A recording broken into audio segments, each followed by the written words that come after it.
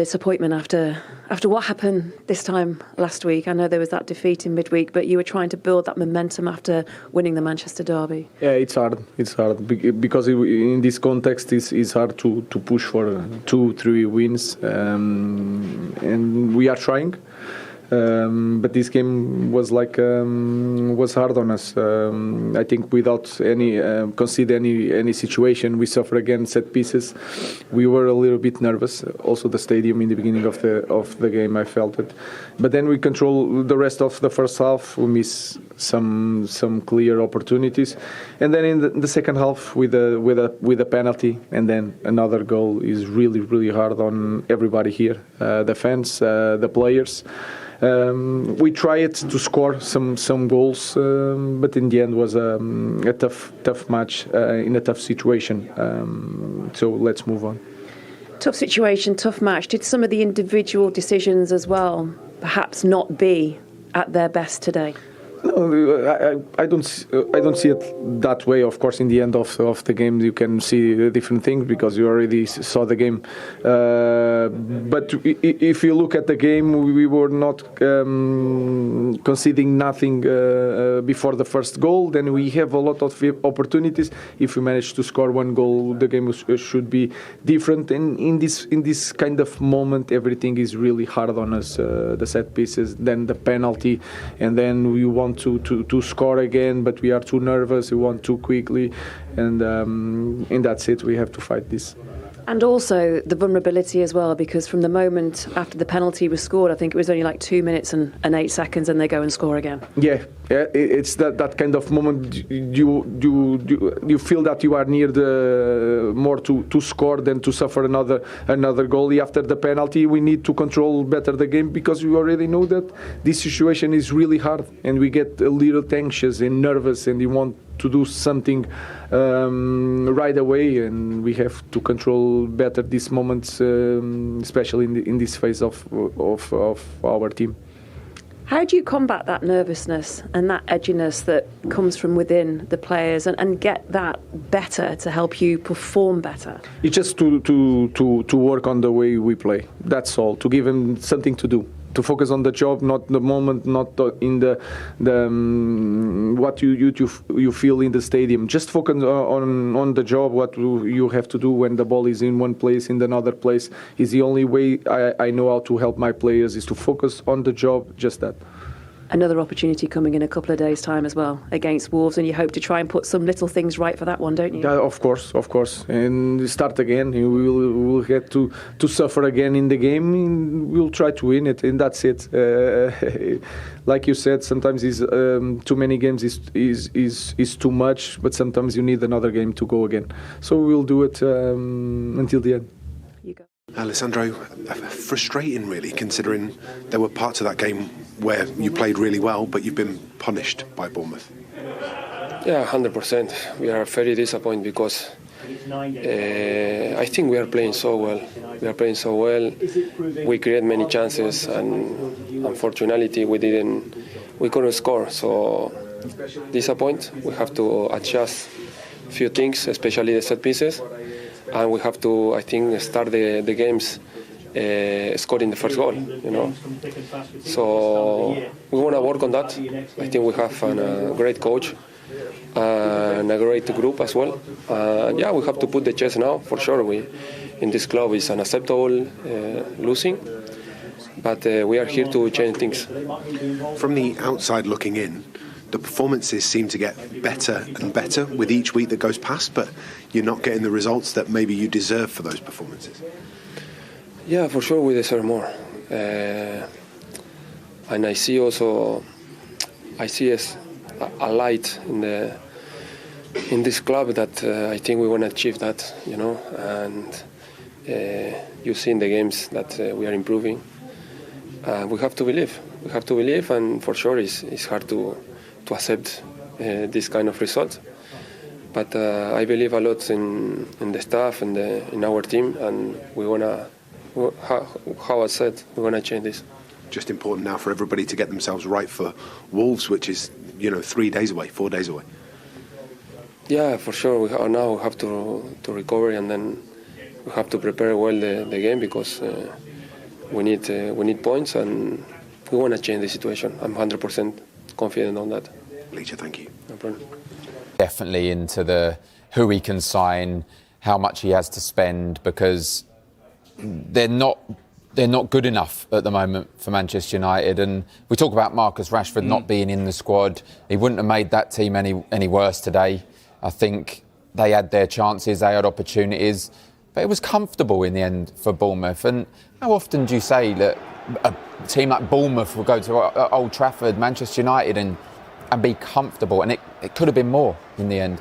Yeah, I mean, we started the show, didn't we, talking about Marcus Rashford, Jay, and Darren quite rightly mentions the transfer window. If you're Ruben Amorim, do you think, OK, if I can get Marcus Rashford out in January for a good price, it might enable me to do a bit of key business and get players in that kind of fit my system a bit better? Yeah, 100%. Like Darren said, there's not many players in that starting 11 today that you would say is comfortable playing in a 3-4-3. But also, I think Man United will be looking at that transfer window saying, who else can we sell? Who else can we get off the wage bill? Because there's players there that clearly don't fit his style of play. And I mentioned the likes of Casemiro. But then these players are on big money. It's like, someone like Casemiro for as well, didn't he? He done all right as well. But apart from that, you look at it and you say, where are the goals coming from? I don't see, as much as Højlund has done all right, he is not playing like, for example, Gyökeres, where he's making lots of runs in behind. And when you've got the likes of Fernandes that can play any type of ball, he's got that vision, he should be making them kind of runs, right? Yeah. You look at the links, and Gyökeres is the name that springs to mind straight away, and you think, will he pick up the phone and say, come and join me? Will he want to leave and join Manchester United at the moment, or will it be in the summer? But there's definitely signings need to be made. However comfortable it was for Bournemouth today, you can't legislate for Mazraoui's challenge in the box. It's 1-0 at the time. They're still in the game. And then it becomes comfortable. They score. Justin Kluivert scores the penalty, and then Semenyo gets the third.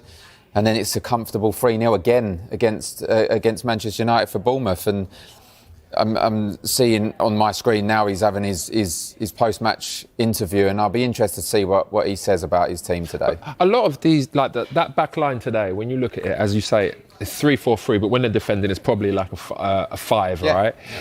That whole back line probably hasn't played together in training, let alone in a game. So, like Amorim said, it's going to be a painful start, but that he's got a clear... He's got a clear philosophy that he's going to want to play. He's going to bring those players in, and it's going to take a few years to get Man United back to where we all expect them to be. We're going to hear from Ruben Amorim very shortly, but just picking up on what you said about Viktor Gyökeres, both of you mentioned him. I mean, the ties between managers and players, when managers move on, we see it time and time again, don't we? Players tend to follow them, especially if they've done well under them. We don't quite know the extent of the relationship between Gyökeres and Amorim, but do you get that sense often in the dressing room that actually the manager's gone, that player might well follow? Do you get the sense in this instance? Yeah, I do. I know that they won't want to sell him. They won't want him to leave because he's done so well for them. But 100%, as soon as Ruben Amorim had left and go to Manchester United, in the change room the players will be talking. There will be a bit of banter between players. Oh, are you going to go next? And in his mind, he might want a new challenge. He might want to come to the Premier League and join his manager. He's a good player. I think he'd settle really well into this team. And also that Diamendi. Yeah. There's been a lot of talk about him because he's been great defensively for Sporting. He's strong, he's fast. He's the type of player that you think that would do well in the Premier League because he's got the physical attributes. So it's not just Gyökeres that I think will want to come to, or he will want to come to Man United. I think there's a few players there that he likes. Don't be mistaken though. I really like Ruben Amorim. No matter what's happened in his first 6 games, I think he'll bring success to the team. He just needs his own players to stamp his mark. OK, so Ruben Amorim reflecting on that 3-0 defeat to Bournemouth. Darren, I mean, it's intangible, isn't it? Confidence is such a big thing. But he talked there about the players being a bit nervous. You could feel the stadium was nervous. You must have played in games where you've got that feeling that it's not quite happening for us. Just how difficult is that for a side? It is difficult, but at the end of the day, you're professional footballers getting paid a lot of money. You've got to handle that pressure. Especially at a club like Manchester United, these players are good enough. They're all internationals. They have to handle that pressure. There could be a nervousness around the crowd, but you can't have that on the pitch. You have to go out and do your jobs. And that's what they're not quite doing. But look, Ruben Amorim's come in, he's trying to change the whole formation. Players are not used to playing this. It's going to take a long time. And again, it's going to take players coming in as well to kind of change the luck around the place. I think the nervousness that they would have is that they don't play in that system. It's difficult to go, they've had a pre-season. They've had a pre-season of playing a certain way. Now, halfway through the season, you're saying, OK, forget that, let's play this way. And some of those players are just overthinking things. Am I in the right position when the ball's in a certain position? Like, how far do I go up? Do I drop off? And I think that's what the players are doing at the moment. They're just overthinking everything, and then it becomes difficult. For me, as a striker, when I was playing, if I'm overthinking things too much, you end up not playing that well. Whereas when you just play your free-flowing football and you've got that confidence, everything seems to just come easier. Yeah, it's instinctive, Darren, isn't it? When you're playing, well, any sport, if you have to think about it too much and get the brain involved, it gets in the way sometimes, doesn't it? And it's like they're trying to work a new system out. Yeah. And Ruben Amorim is trying to work Manchester United out. He's a manager that's not used to losing. He had a 100% record, didn't he, at Sporting, and suddenly he's come into this and he's losing. So he's learning, players are learning. It's going to take time. Everything that is change takes time. Set pieces takes time. You spend hours on the training pitch with set pieces, and he also have to spend hours on the training pitch of this formation and getting players to know their jobs. Because, look, we know they need players, but you can't buy a whole team to fit this formation. You have to have these players, and they have to adapt to the formation. They're good enough, we know that. They're just a little bit off it at the moment. Even when you look at City, when they first started, they had some poor results. They went through a period where it was difficult. You look at Arsenal the same. They finished 8th, then 5th. But then you stick with them and then things start to get built. Players start to come in. Players start to leave. Players let their contracts run out. Then you start having the players that you want in a system that can play your system, and that's when the success comes. OK. Is well and truly underway, because that was another disappointing day for your former club. Yeah, very disappointing. Again, too many mistakes, and it doesn't really look like a team.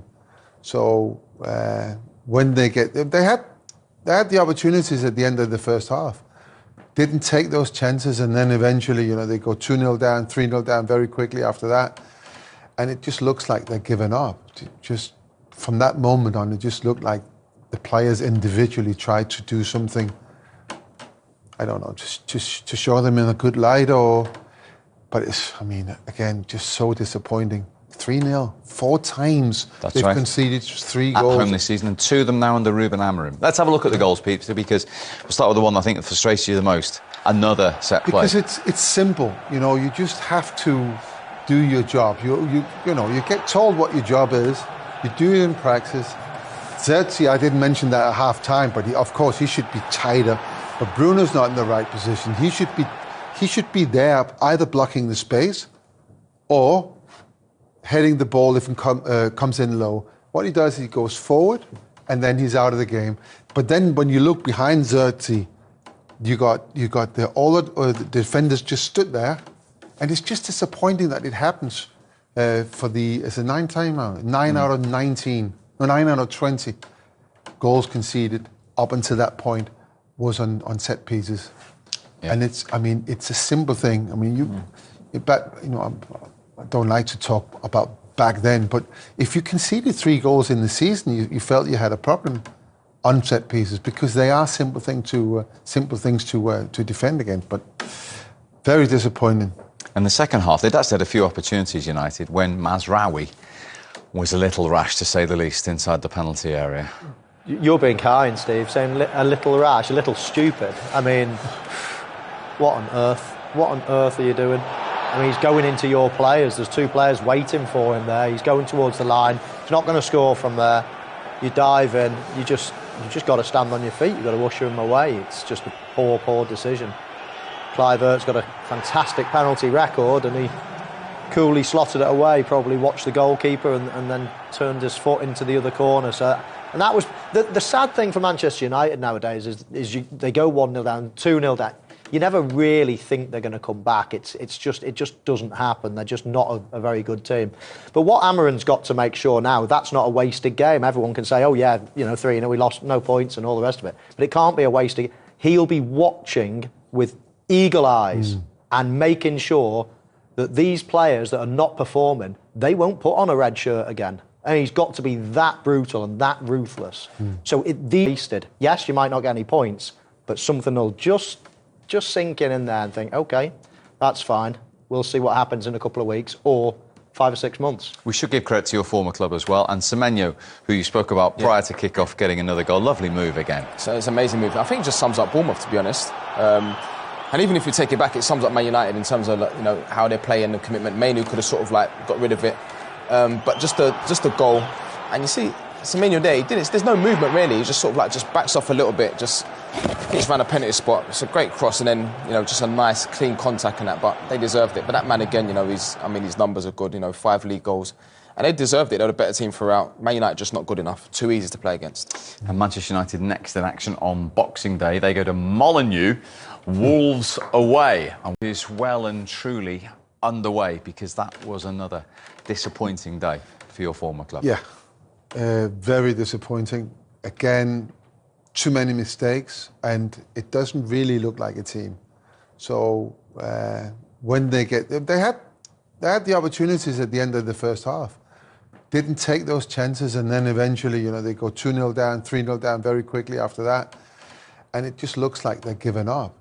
Just from that moment on, it just looked like the players individually tried to do something, I don't know, just to show them in a good light, but it's, again, just so disappointing. 3-0, 4 times they've conceded 3 goals. At home this season, and 2 of them now under Ruben Amorim. Let's have a look at the goals, Peter, because we'll start with the one I think that frustrates you the most. Another set play. Because it's simple, you just have to do your job. You get told what your job is, you do it in practice.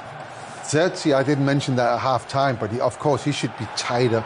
But Bruno's not in the right position. He should be there, either blocking the space or heading the ball if it comes in low. What he does is he goes forward and then he's out of the game. But then when you look behind Zerzi, you got all the defenders just stood there, and it's just disappointing that it happens it's a 9 time out. 9 out of 19, no, 9 out of 20 goals conceded up until that point was on set pieces. Yeah. And it's a simple thing. I don't like to talk about back then, but if you conceded 3 goals in the season, you felt you had a problem on set pieces, because they are simple things to defend against. But very disappointing. And the second half, they'd actually had a few opportunities, United, when Mazraoui was a little rash, to say the least, inside the penalty area. You're being kind, Steve, saying a little rash, a little stupid. What on earth? What on earth are you doing? He's going into your players. There's 2 players waiting for him there. He's going towards the line. He's not going to score from there. You dive in. You just got to stand on your feet. You've got to usher him away. It's just a poor decision. Clive Eart's got a fantastic penalty record, and he coolly slotted it away. Probably watched the goalkeeper and then turned his foot into the other corner. And that was the sad thing for Manchester United nowadays is they go 1-0 down, 2-0 down. You never really think they're going to come back. It just doesn't happen. They're just not a very good team. But what Amorim's got to make sure now, that's not a wasted game. Everyone can say, 3-0, we lost, no points and all the rest of it. But it can't be a wasted. He'll be watching with eagle eyes and making sure that these players that are not performing, they won't put on a red shirt again. And he's got to be that brutal and that ruthless. So wasted. Yes, you might not get any points, but something will just sink in there and think, okay, that's fine. We'll see what happens in a couple of weeks or 5 or 6 months. We should give credit to your former club as well, and Semenyo, who you spoke about prior to kick-off, getting another goal. Lovely move again. So it's an amazing move. I think it just sums up Bournemouth, to be honest. And even if you take it back, it sums up Man United in terms of how they play and the commitment. Mainu could have sort of got rid of it, but just a goal. And you see, Semenyo there, there's no movement really. He just sort of just backs off a little bit, just hits around a penalty spot. It's a great cross, and then just a nice clean contact and that. But they deserved it. But that man again, his numbers are good. 5 league goals. And they deserved it. They were the better team throughout. Man United just not good enough. Too easy to play against. And Manchester United next in action on Boxing Day. They go to Molineux, Wolves away. And Scorecard so far today, still in progress at Craven Cottage. The final minute of stoppage time, goalless, Fulham Southampton. We've seen Everton 0, Chelsea 0 here on USA. Wolves winning 3-0 at Leicester in Vitor Pereira's first game in charge. And Spurs, Liverpool, the big game is still to come. So welcome into our Premier League studio with me, John Champion, Robbie Earle, Tim Howard. Gentlemen, there's our story so far today. Manchester United beaten again.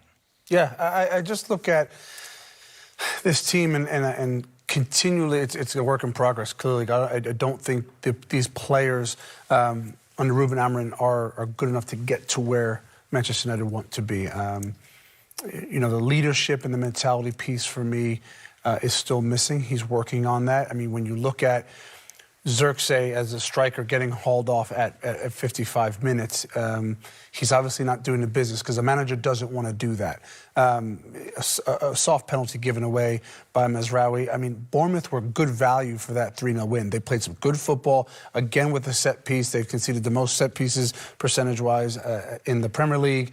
That's simply a mentality aspect. I look at the faces after the final whistle. They're standing around dismayed. No, clap the fans and get in the dressing room because you have to work hard and you have to put in a better effort. There's nothing to be dismayed about. There's still a lot of work to do. I mean, in a wider historical context, these are indeed strange times for Manchester United. Yeah, for sure. But in the narrow of the last few years, actually, these are fairly familiar scenes. They are. You know, welcome to Manchester United. This is what it is, and Amorim has got work to do. I just quickly want to talk about Chelsea. We talked about them going to Goodison Park, Everton, a 0-0 draw. I think a good point. Yeah. It played out exactly as I thought. It was an Everton type of game. Conditions weren't great, but Enzo Maresca said his team aren't good enough to win the title. Maybe this gives evidence of the thing, but it's a great learning curve for a young team to go to Everton and tough a point out. It's a point gained rather than two lost. And just briefly on Everton, new ownership watching. What will they have made of that? Their fifth 0-0 draw of the season. Yeah, we could do with a striker, we could do with some forward play, but this is where they are at the moment. Staying in the league was important. They will do that, and then hopefully brighter times ahead. OK. Welcome back. So Manchester United trail at half-time at Old Trafford by 0-0 to Bournemouth, and I'm guessing you're a little bit frustrated with the manner in which they conceded. Well, they've conceded 20 goals so far. 9 of them are on set pieces. And if you concede 2 or maybe 3, you know, in a season, you'll be very, very annoyed with that because it's simple things. You organise yourself around it. Can't be giving goals away like this. This is too easy. If you look at this, Bruno should be here because that gap is too big. And if he's in there and then move directly towards the goal, which he's supposed to do, follow the line in, then Housen will never get a header on that because he's in the way then. It's simple. It's too many mistakes in set piece or on set pieces, and it's something they need to work. The thing I don't get is they have a set piece coach. They should be working on it, you know. They should be working on this. You concede that many goals, you know you have a problem.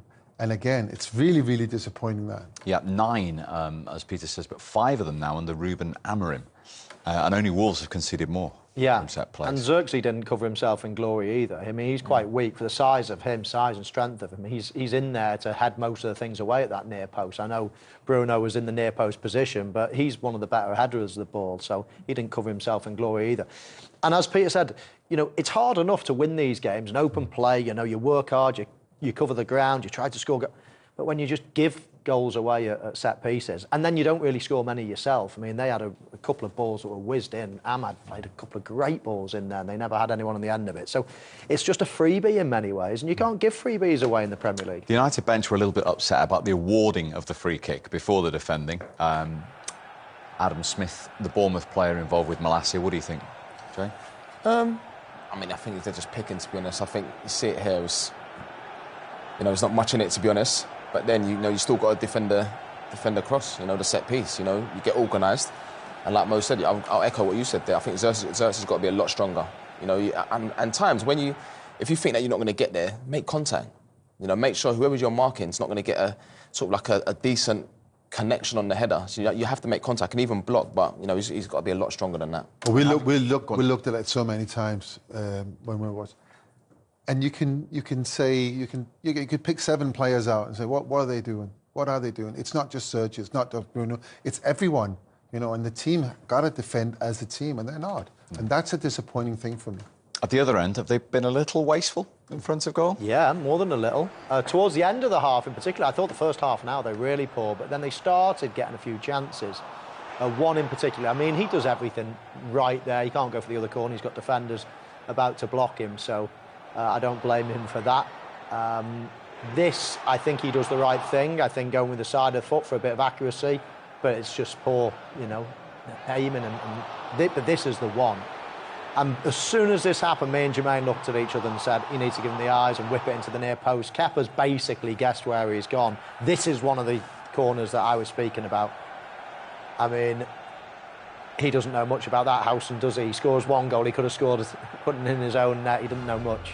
Marcus Rashford's situation is a huge story, not involved in the squad again today for the home game against Bournemouth. Let's remind you what he did say in that interview earlier in the week. For me personally, I think I'm ready for a new challenge and the next steps. I know that a situation is already bad. I'm not going to make it worse. I've seen how other players have left in the past. I don't want to be that person. When I leave, I'll make a statement and it will be from me. Our understanding is the club didn't know he was going to do that interview and certainly not come out with those quotes. I mean, overall, if you were in the dressing room at the moment at United, is that unhelpful? It's 2 things with him. So obviously not being involved and in the way that he's not being involved has hurt him. And he's felt the need to react and put out a statement, which I think is really ill-advised. That was not the right thing to do. But he's done that now. He's made it clear that he's prepared to leave. I think on performances, I don't think many United fans will be too sad about that, because it's a lot of money every week that you release and you can put into the pot and sign new players. He's a player that can get some money for him. He's, you know, he represents some value, and it's been made very clear that there isn't a lot of money in the pot in the first place. And I think it's important that there are being brought in new players in January. 1 or 2 players, just to freshen it up, just to, you know, add some more competition. We've seen what competition's done so far in the month that Ruben Amorim's been in. Players has actually performed better than they've done. So new players, and if you don't have any money, you have to sell players. And Marcus Rashford, he's made it a little bit easier for the club to sell him now. I was obviously disappointed when I saw the statement. Listen, I love Marcus, and you know he was the one. When I got back into the England squad, he was the one that I looked at and I thought, this kid's got everything. You know, and I'm talking about when Dele Alli, Raheem Sterling, and I thought, God, he's got everything. You know, he can run, he's quick, he can score goals, like he's got everything. But then you see the statement and you talk about who's advised him to do that, and you would like to think that he's got the right people around him. I don't think it's fair that people obviously talk about, you know, the clothes that he wears and all that sort of stuff. But I do feel like when you're playing well, it doesn't matter. You know, but because there's been so much noise around him. But to do that, I mean, he scored 30 goals. So that's sort of like the level. You know, when you set those sort of standards, people, they expect you, Mo knows, you know, when you score goals, people expect you to reach those levels all the time. But if you can't reach those levels, you need to try and get near. But he just doesn't look happy. You look at his body language, his demeanour. He does look happy. Obviously, when a new manager comes in, he scored against Ipswich, he scored 2 goals against Everton, and you think, OK then, you know, maybe he can kick on now.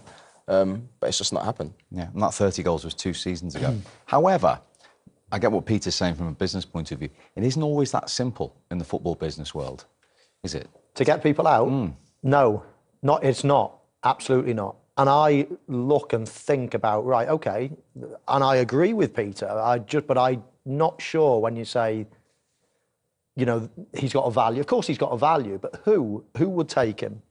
Who would take him? I used to think someone like Paris Saint-Germain. But really? Well, their model's gone a different way now, with younger players. Exactly. Who would... He himself is going to have a lot of confidence. I'm not going to them and them and them. He'll be thinking, I want to play... If I was a top club, I wouldn't buy it. I wouldn't buy Marcus Rashford. He's done it once in all his years as a professional. You know, done it in terms of justifying the wage he's on. That's, you know, £350,000 a week or whatever's reported. You know, you want to be paying that for somebody that's scoring 25, 30 goals, and he's done that once in his career. He's getting to an age now where he's not young anymore. It's not going to be somebody, you know, no one's going to be buying him to think, oh yeah, this is an asset for the future. He's 27. So whoever signs going to 3 or 4 year contract, then he's into his 30s and he's not an asset. So I don't know who would take him. The good thing for Manchester United, it cost them nothing. So, you know, you're not stomaching a huge loss Cost them a lot, though, to pay him, isn't it? But they're costing them a lot, and you need to get that off your wage bill if that's the case. The interesting thing in all of this is the way that Manchester United are playing it.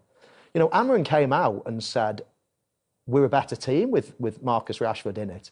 And he was praising him and he was saying he's still got a future and all this. But his actions say something else. And I just wonder whether, if he goes the other way and says, no, he's not part of my plans, then he almost pins himself, doesn't he? It's almost like, where can we go here? Yeah. With him saying that, if nobody comes in over the Christmas period, then at least he's left himself an olive branch to say, I always said that you know, and here's a way back in. But if he goes all out and says, no, I don't fancy him, he's going to leave, then straight away, Manchester United have, you know, got an asset that's diminished just through Amorim's What if he words. isn't? I mean, I see that play. That makes a lot of sense. But what if he isn't in his plans? What if he's already... Well, I don't think he is. What if he's already decided that this is not going to work? Will someone like him just sit on his money for 3.5 years? He's got 3.5 years left. See, I don't see that. Long time. I see that. If you... I mean, why would you do that? But shorter term, what we're saying is in January, it's difficult to trade, isn't it? If you're trying to get Marcus Rashford to a club in January on that kind of wages, it's difficult to trade. Yeah, I get that. He'll do well to get half of his wage. The situation will be the same in the summer. The principles of it will be the same in the summer. It won't make a difference to a buying club.